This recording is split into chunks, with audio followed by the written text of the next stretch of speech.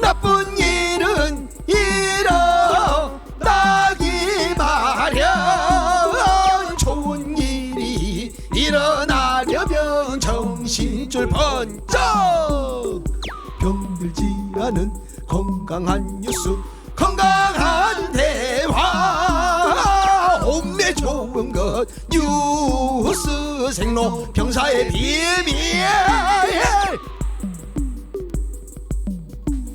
네, 우리를 정서적 혼란에 빠뜨릴 뿐만 아니라 나쁜 판단도 하게 하고 심지어 다른 사람을 미워하게도 만드는 뉴스의 온갖 함정을 피하고 오로지 본질을 파악하기 위해 만든 코너 뉴스 생로병사의 비밀. 대한민국에서 가장 길게 말할 수 있는 두 시사평론가, 뉴스빙하 김민아 시사평론가, 뉴스화산 김수민 시사평론가 나오셨습니다. 안녕하세요. 반갑습니다. 안녕하세요. 네. 진행하기 전에 조금 전에 제가 오프닝 멘트에서 리옹의 테러로 2분이 사망하셨다 이렇게 말씀드렸는데요. 현장 사망자가 2명입니다. 밖에서 나가서 또 한 분이 사망하셨어요. 그래서 3분이라고 정정을 해드립니다. 참 끔찍하죠? 네. 예. 이렇게 유럽이 공격받고 있는 모습, 이게 또 세계 질서 변동에 어떤 영향을 미칠지 저 이 분야 전공한 사람으로서 아주 걱정됩니다. 전공이 프랑스신가요? 아니 프랑스가 아니라 이제 국제정치, 안보, 테러리즘 이런 게 이제 내 분야거든요. 그래서 저는 이제 국제정치 잘 몰라가지고 니스 해가지고 이제 어디 나무에 칠하는 니스인가 이런 생각도 하고. 네, 하지만 이렇게 끔찍한 사고, 네, 여러모로 가슴이 아픕니다. 네. 네, 오늘 마음껏 비전문성을 드러내 주셔서 네. 또 저희가 좀 보기가 안쓰럽습니다. 네, 한국에서만 계속 있어가지고요. 예, 분발해 주세요. 네, 열심히 하고 있습니다. 네. 자, 먼저 김수민 평론가, 오늘은 어떤 화상 같은 뉴스 준비하셨습니까? 네.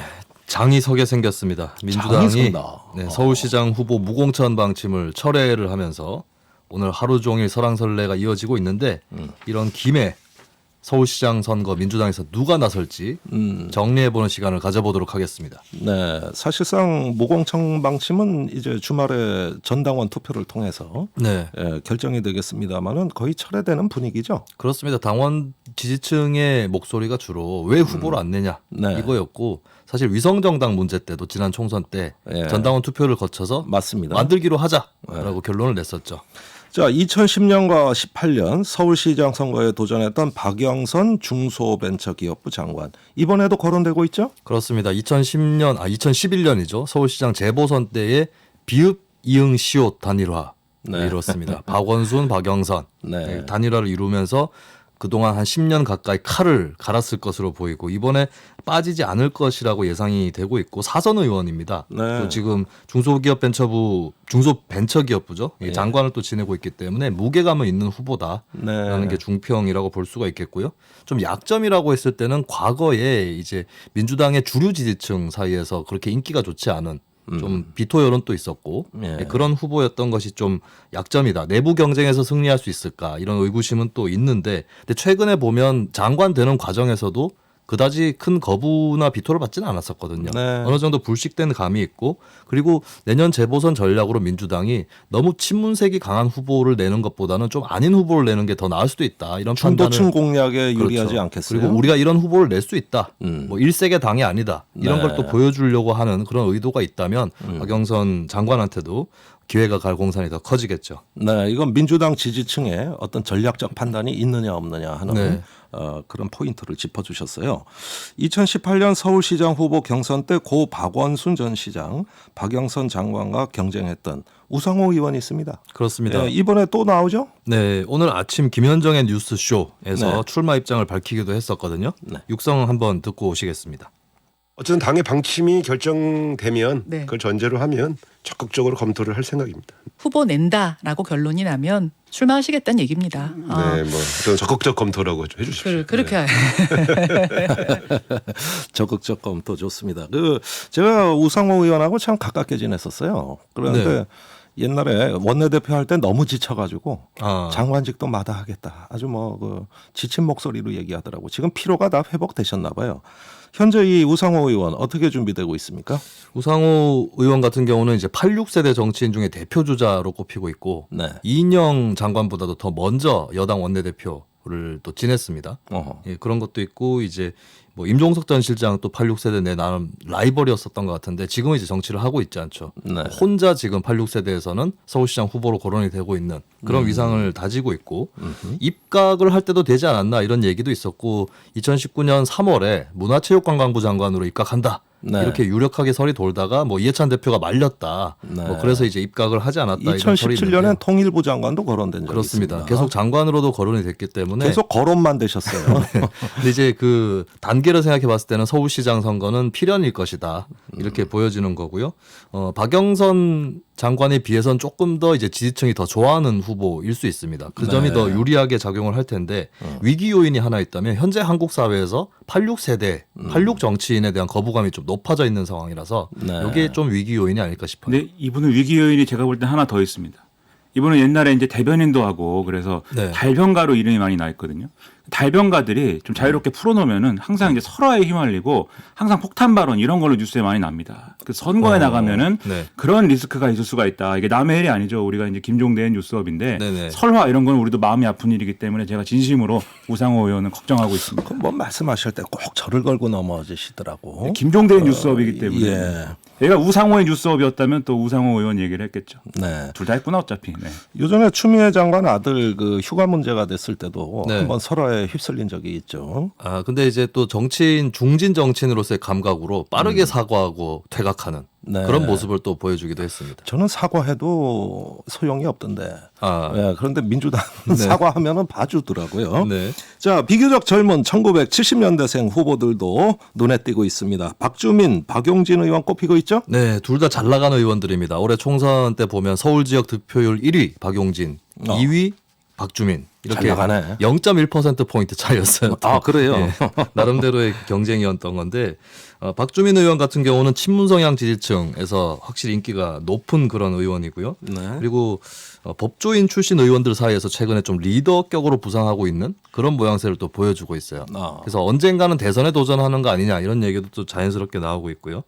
본인 입으로 한 말이에요. 네, 예, 그렇습니다. 세대 교체 하시겠다고. 네, 이게 세대 교체가 신선한 카드가 될 수 있는데 한 번 교체가 돼버리면 더 선배 세대로 돌아갈 수는 없는 거거든요. 네. 이것을 민주당이 과연 감당할까? 요거는 네. 조금 미지수로 남아 있겠습니다. 아주 흥미있는 포인트입니다. 네, 그리고 박용진 의원 같은 경우는 아무래도 이제 비주류라고 꼽히는 후보라서 당내 경쟁에서 이길 수 있을까? 네. 이런 이제 물론 의문이 나오는 것도 있겠지만 또 한편으로는 오히려 민주당이 이런 비주류 후보를 공천함으로써 네. 우린 더 열려 있고 또 젊은 후보를 낼 수 있다. 이런 카드로 또 한편 주목될 수도 있지 않을까 이렇게 보여지네요. 저는 민주당이 그런 정당일까. 예, 어떻게 보면은 너 주류와 패권 이런 부분이 강한 거 아니냐는 비판도 많이 받고 있는데 네. 비주류라든가 또 어떤 그 약간 다음 세대에게도 문을 활짝 열어주는 이런 포용력을 보여줄 수 있을지 이번에는 한번 지켜볼 필요가 있겠습니다. 네, 그리고 정부 중반에서 후반 넘어가는 시점이라 만만한 선거가 아니거든요. 네. 그래서 또 다른 카드가 나올 수도 있다. 이거는 한번 전망을 해보겠습니다. 추미애 법무부 장관 또 거론됩니다. 네,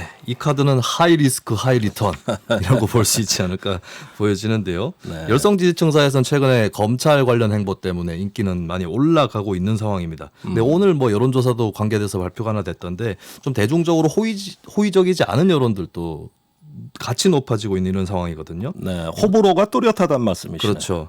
그리고 이제 서울시장한테 요구되는 어떤 능력이나 이미지 이런 걸 봤을 때 네. 경제 전문가라든가 혹은 뭐 도시 전문가, 환경 전문가 이런 쪽으로는 좀 욕구가 있는데 시민들이 아무래도 근데, 법조인 출신이니까. 예, 근데 법조 전문가, 뭐 검찰 개혁의 기수 이쪽으로 이제 경쟁력이 있을까? 이 부분은 좀 불안 요인이다. 네. 정리하자면 이제 저는 굳이 그 분야로 따지면 박영선, 우상호, 박용진보다 추미애, 박주민이 좀 더 불리하지 않나. 네. 네, 그런 생각. 추미애 장관의 경우에는 워낙 지금 윤석열 검찰총장하고의 대립구도가 강하게 짜여 있어서 추미애 장관이 서울시장 선거에 나간다거나 이렇게 될 경우에는 그게 윤석열 선거가 되거나 이러면 굉장히 또 고민이 많아지기 때문에 모두의 고민이 깊어지고 고민만 깊어지는 이런 일들이 일어나겠죠. 네, 좋습니다.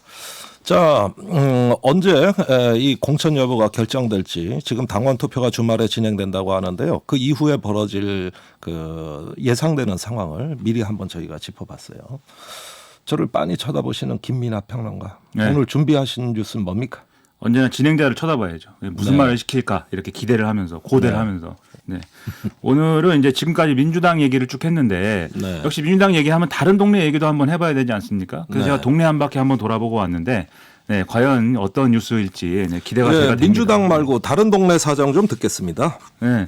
오늘 보면은 가장 또 많이 이제 뉴스 나온 게 이명박 전 대통령입니다. 그래서 이명박 전 대통령이 오전에 이제 병원에 갔다 왔거든요. 네. 그 진료를 받고 왔는데 사실 뭐 어떤 사람이 병원에 가는 게 뭐 그렇게 중요하겠습니까? 뭐 제가 병원에 간다 이런 건 뉴스가 안 되잖아요. 네. 그렇죠? 근데 이명박 전 대통령이 병원 간 게 뉴스가 된 거는 왜 그러냐면 이분이 이제 재판 결과가 나오지 않았습니까? 네. 확정이 나왔기 때문에 감옥에 다시 가셔야 됩니다. 네. 감옥에 다시 가야 되는데 병원에 가야 된다. 병원에 가야 되고 또 주말 끼고 뭐 이렇게 있으니까 감옥에는 다음 주 월요일에 가겠다. 검찰에 이렇게 얘기를 해서 검찰이 그걸 받아준 거거든요. 아, 그렇군요. 그렇습니다. 그래서 이제 병원에 갔고요. 이제 네. 월요일이나 돼야 이제 감옥에 이제 가게 됩니다.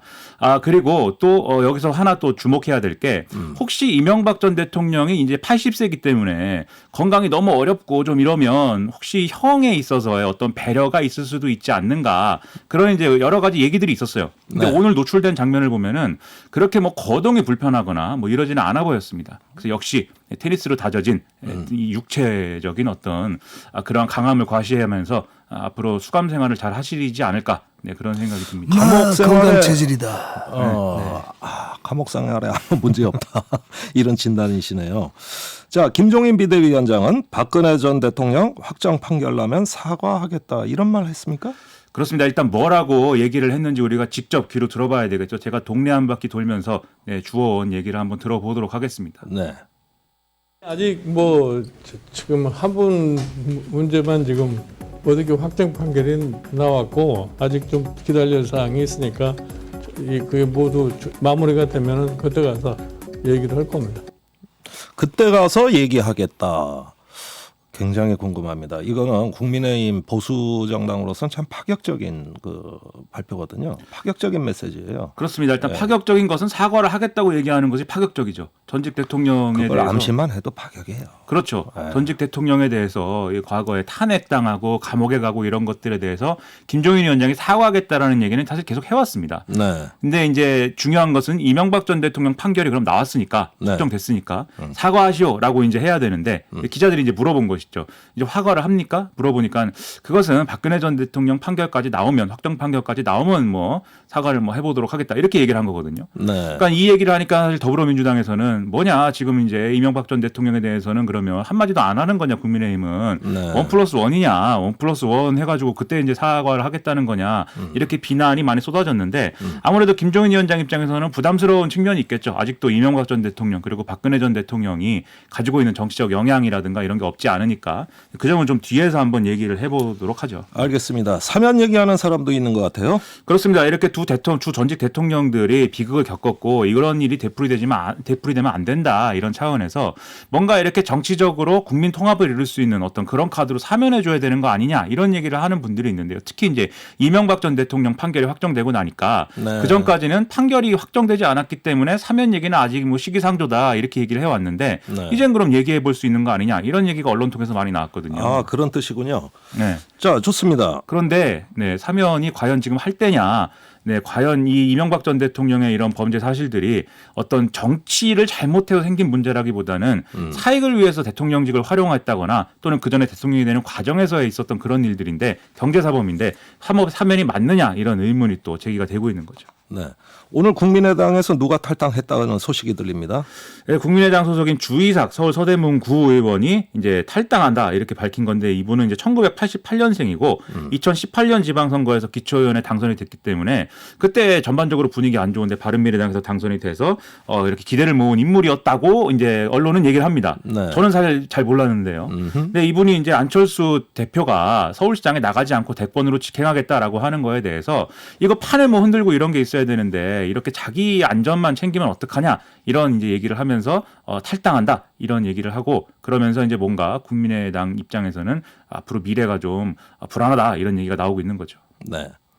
자, 안철수 시장, 서울시장 안 나간다 그랬죠? 그렇습니다. 네, 안 나간답니다. 근데 대권 네. 직행하겠다 이런 취지로 얘기를 해서 이제 지금 탈당한 건데, 그럼 왜 그런 거냐 우리가 의문을 좀 가져볼 수가 있겠죠. 서울시장에 나가려면 최소한 범야권 후보, 이 범보수 후보 이렇게 해서 나가야 되는데 그렇게 나갈 수 있는 방법은 두 가지겠죠. 국민의힘이 입당을 하든지 아니면 국민의힘하고 국민의당이 그 전에 합당을 하든지 아니면은 이게 뭐 어떤 범보수 후보, 야권 단일 후보 이런 모양을 만들든지. 문제는 뭐냐면 조직력은 지금 국민의힘이 앞서는 상황이거든요. 그렇기 때문에 국민의힘이 들어간다거나 합당을 한다거나 이럴 경우에는 서울시장 선거에 출마하는 걸로 그냥 끝나고 서울시장 떨어지고 뭐 제대로 된 본전을 못 건지는 이런 상황이 될 수가 있는 겁니다. 그리고 혹시 모든 게 잘 돼서 서울시장에 당선된다고 하더라도 대선을 나가려면 사퇴를 해야 되는데 그것도 어렵지 않느냐. 손해만 있는 상황이다. 이렇게 봐서 이제 서울시장 안 나간다고 하는 것 같은데 그러다 보니까 국민의힘에서는 지금 뭐 경선 룰을 모든 사람이 다 외부 인사들이 참여할 수 있도록 국민 경선으로 바꾸자 이런 얘기도 한다고 하는데 그건 뭐 12월 달에나 결정을 한다고 하네요. 네. 아직까지는 뭐가 뭔지 잘 모르겠습니다. 조금 더 지켜보겠습니다. 항상 사물의 이면을 들여다보시는 저는 김민하고 제가 그렇게 합니다만. 네, 그렇죠. 김수민은 이면을 돌아보고 네. 네, 저는 그냥 표면적인 것만 맨날 수박 겉핥기로 이제 보고 있습니다. 그런데 뭐 뉴스에는 맨날 비밀이 있다 그럽니까? 네, 지금까지 거의, 얘기한 뉴스 비밀은 뭐예요? 비밀은 사실 뭐 무슨 비밀이 있겠습니까? 여기 비밀은 없죠. 근데 제가 네. 쭉 보니까 김종인 위원장이 좀 이 사과에 대해서 망설이는 것도 그렇고 보면은 네. 보수 정치가 지금 굉장히 곤란한 상황입니다. 왜냐하면 과거에 민주당도 한번 크게 망했던 적이 있지 않습니까? 근데 그리고 나서 사실은 좀 되살아날 수 있었던 배경은 전직 대통령들의 유산이 있었기 때문이거든요. 네. 김대중 정신, 노무현 정신. 근데 지금 이 국민의힘과 보수 정치는 뭐 이명박 정신, 박근혜 정신을 얘기할 수 없는 상황 아닙니까? 박정희 정신, 그것도 사실은 이승만 정신. 그렇습니다. 거기까지 가야 되는데 너무 네. 멀잖아요, 그것은. 네. 그러다 보니까 상당히 지금 이미지가 보수화되고 이런 상황이고 김종인 위원장이 그거 벗어나기 위해서 노력을 하지만 잘 안 된다는 것이죠. 네. 그리고 최근에 중진들이 이 김종인 흔들기 이런 것들을 막 하면서 또 곤란한 상황도 있지 않았습니까? 네. 이게 뭘 보여주냐면 김종인 위원장 임기는 결국 재보선까지고 재보선까지를 책임지고 물러나야 될 겁니다. 그 다음에 바로 당권 선거 나오고 그 다음에 네. 대권 이제 경선 나오는 건데 거기까지 갈 스케줄을 이미 중진들은 나름대로 감안하고 움직이고 있는 거라는 거죠. 어허. 그럼 지금 김종인 비대위원장이 기댈 때라고는 초선들 뿐인데 사실 네. 중진들은 이미 마음이 그렇고 예. 초선들은 또 지금까지는 좀 든든한 어떤 방패막이가 되어 왔는데 공정전제 3법이나 이런 것들을 추진하면서 이념적으로 이분들이 또 흔들리고 있습니다. 네. 그러다 보니까 김종인 위원장도 어렵고 그러면 뭔가 김종인 비대위가 성과를 내야 앞으로 이 국민의힘이 살아날 수 있는 포인트를 잡을 수가 있을 건데 그게 점점 더 어려운 상황들이 노출되고 있어서 지금 선거를 반문연대만으로 치르는 게 어렵기 때문에 이런 모든 걸 고려하면 여전히 보수 정치가 참 어렵구나. 네, 이런 생각이 든다는 뭐 그런 얘기입니다. 네. 비밀을 잘 말씀해 주셨어요. 아 그래요? 이게 비밀입니까? 네, 네. 아주 숨어 있는 비밀. 결국은 국민의힘이 외연 확장을 할 수 있는 그 기회를 내부에서 발목 잡고 있다. 이런 거 아닙니까, 그죠? 그런 상황이 되고 있죠. 네. 네, 이게 바로 비밀이라고. 역시 말씀하신 강철 겁니다. 이빨입니다. 한 방에 또 잘라버렸네요. 강철 이빨이. 예, 제가 누굽니까? 네. 자, 뉴스 생로병사의 비밀 여기까지 하겠습니다.